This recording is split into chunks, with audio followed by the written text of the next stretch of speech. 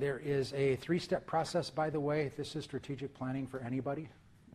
All planning processes are this, but sometimes we'll put more steps in to confuse it.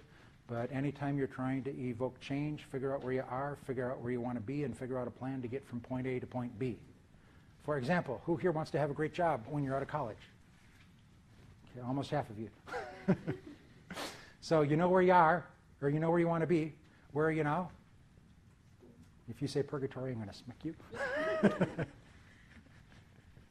You're in college, you're in your junior year. So I'm in my junior year in college. I want to have a great job when I graduate. So what do I have to do from now to then to get me where I want to be? Strategic planning. When it comes to figuring out where you are, sometimes that's not as easy as you think. Many businesses don't know how their customers really perceive them.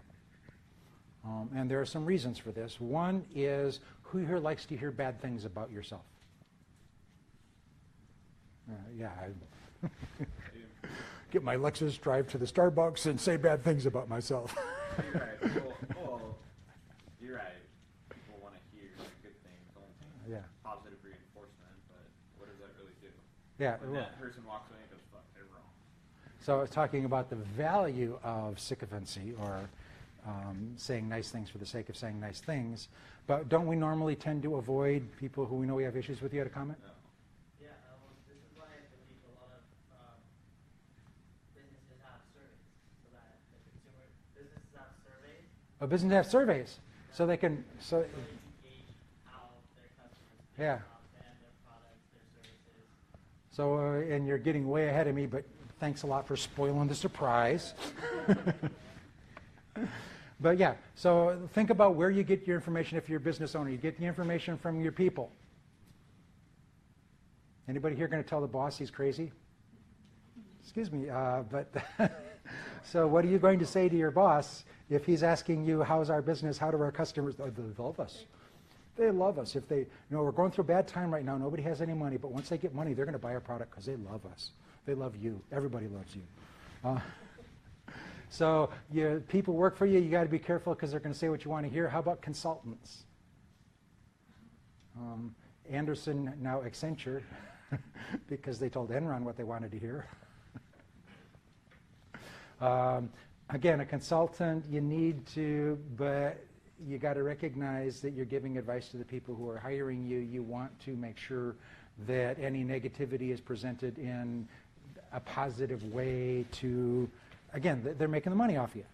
And then self-knowledge. And we all know that we have all kinds of biases as human beings. We tend to believe what confirms what we already believe, and we ignore things. So these generally, we tend to look more positive than they really are.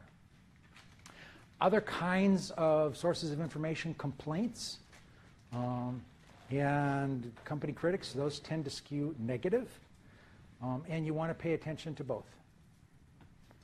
And the idea is you want to get, what happens with people who are negative, a lot of times there's just emotional content. I got a vent, and there may be some substance with the complaint as well. You want to listen to the complaint, allow venting if emotions have to happen, but then if there's substance to the complaint, take that and use it.